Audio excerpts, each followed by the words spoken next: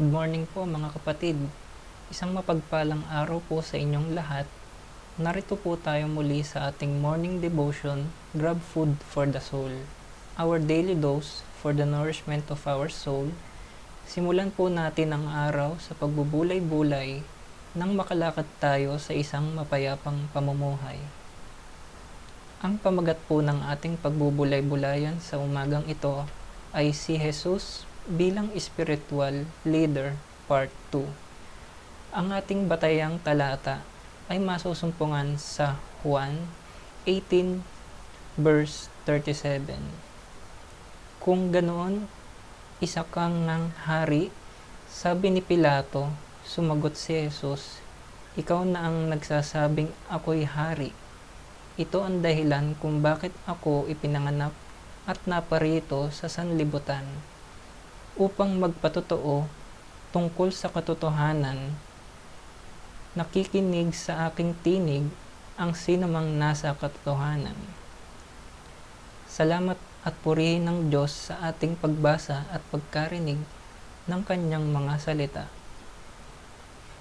Ipagpapatuloy po natin ang pagbubulay-bulay ng aral ng Panginoon para po sa ikalawang bahagi ng ating paksa na si Jesus bilang spiritual leader part 2. Tinalakay po sa part 1 ang tatlong naunang magandang halimbawa ng Panginoon Jesus bilang spiritual leader katulad ng mga sumusunod. Bilang spiritual leader, bumaba ang Panginoong Hesus mula sa kanyang kaharian upang maglingkod. Bilang spiritual leader, tuwirang sinasabi ng Panginoong Hesus kung ano ang kanyang palagay o paninindigan sa isang bagay o issue. Bilang spiritual leader, laging nahahawakan ang Panginoong Hesus sa ipinag-uutos ng Diyos Ama. Nais ko pong ibahagi pa ang pang-apat na magandang halimbawa ng Panginoong Hesus bilang spiritual leader mula sa isang devotional book na Only Rise ni Pastor Joey Umali. Bilang spiritual leader, ang paghahari ni Hesus ay panlangit. Ang sabi ng Panginoon Hesus, ang kaharian ko'y hindi nasa daigdig na ito.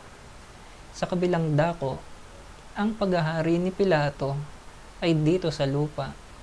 Kaya't nais niyang alamin kung ang Panginoong Hesus ay magiging katunggali ng emperor ng Roma. Dahil sa winika ni Hesus, nawala rito sa lupa ang kanyang kaharian. Nawala ang political threat sa Roman Empire na siyang binabantayan ni Pilato. Hindi pwedeng paratangan si Hesus ng rebellion. Dahil hindi sa lupa ang kanyang paghahari, ang ipinapangaral at ipinamumuhay ni Hesus ay tungkol sa tinatawag na upside down kingdom na kabaliktaran o kabalintunaan ng paniniwala at kalakaran ng mundo, habang binibigyang diin ng mundo ang leader na nasa itaas at siyang pinaglilingkuran.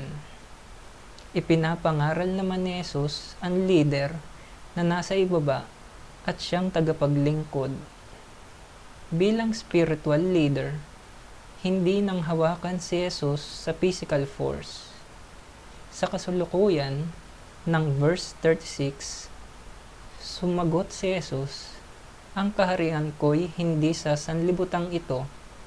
Kung sa sanlibutang ito ang aking kaharian, ipinaglaban sana ako ng aking mga tauhan upang hindi maipagkanulo sa mga Hudyo. Ngunit hindi mula sa sanlibutang ito ang aking kaharian. Ang political power ay karaniwang nakukuha at napapanatili sa pamamagitan ng guns, ang gold. Dahil dito, karaniwang kaakibat ng political power ang karahasan at katiwalian. Political power always seeks absolute power. Wika nga, power corrupts and absolute power corrupts absolutely. Sa kabilang dako, nagmumula ang spiritual power sa kasi at patnubay ng Espiritu Santo, at ang ibinubunga nito ay ang fruit of the Holy Spirit na ayon sa Galatia 5 verse 22 hanggang 23. Subalit ang bunga ng Espiritu ay pag-ibig, kagalakan, kapayapaan, pagtiyatiyaga, kabaitan, kabutihan, katapatan, kahinahunan, at pagpipigil sa sarili. Walang batas laban sa mga ganito. Bilang spiritual leader, ang pagsasalita ng katotohanan ang naging misyon ng Panginoong Hesus. Ito ang dahilan kung bakit siya isinilang sa daigdig.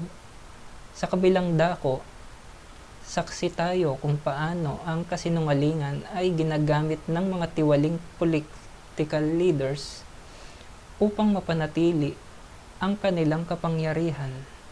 They adhere to the dictum that an oft-repeated lie eventually becomes the truth. Ang Panginoong Hesus bilang model ng spiritual leadership ay laging nanghahawakan, nagpapakilala at nagtatanggol sa katotohanan, sapagkat tulad ng kanyang sinabi sa 1:8 verse 32, makikilala ninyo ang katotohanan, at ang katotohanan ang magpapalaya sa inyo. Bilang spiritual leader, ang naakit ni Jesus ay iyon ding mga taong nagpapahalaga sa katotohanan. Ang wika sa Juan 18 verse 37c, nakikinig sa aking tinig ang sinumang nasa katotohanan. Ang spiritual leadership ay nagpapatuloy sa pamamagitan ng pagpapahalaga at pagpapatuloy sa kung ano ang pinahahalagan na glider. Sa lahat ng pagpapahalagang ito, ang nasa unahan ng listahan ay ang katotohanan. Ang dahilan sapagkat ang Panginoong Hesus ay hindi lamang nagpapahalaga sa katotohanan, kundi siya mismo ang katotohanan. Wika sa Juan 14 verse 6. Sumagot si Jesus, "Ako ang daan, ang katotohanan, at ang buhay. Walang makakapunta sa Ama kundi sa pamamagitan ko." Ang political leadership ay nagpapatuloy sa pamamagitan ng compromises, at madalas even truth can be compromised. Tulad sa kasaysayang ito, kumbinsidos si Pilatong walang kasalanan ang Panginoong Hesus at walang sapat na dahilan para siya patayin. Ngunit sa kabila nito, hinayaan niya si Jesus sa kamay ng mga Hudyong ang tanging ninanais ay ang kamatayan. Magpatuloy sa atin ang paghahari ng banal na Espiritu upang gabayan tayo sa ating mga paglilingkod. Tayo po ay manalangin.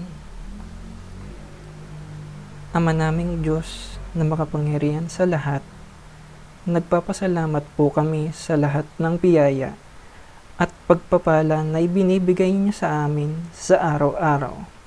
Ganon din naman po, mahal naming Panginoon, sa patuloy na gabay at patnubay na ipinagkakaloob mo sa amin araw-araw. Maraming salamat po, Panginoon. Patuloy mo kaming inilalayo sa karamdaman at iniingatan sa lahat ng oras. Pagalingin mo po, Ama, ang mga may karamdaman. Hipuin mo po sila ng iyong mapagpalang kamay upang madama nila ang Panginoon, ang kagalingan sa kanilang mga katawan lupa. Ang lahat ng ito'y, Panginoon, ay dinadalangin namin sa iyo at itinataas namin ang iyong banal na pangalan sa ngalan ni Jesus. Amen. Salamat po sa inyong pagsama sa pagbubulay-bulay ng Panginoon at salita niya. A friendly reminder sa bawat isa sa atin, be Christ-like in your workplace today. Humayo tayo at maglingkod sa Panginoon. God bless us all.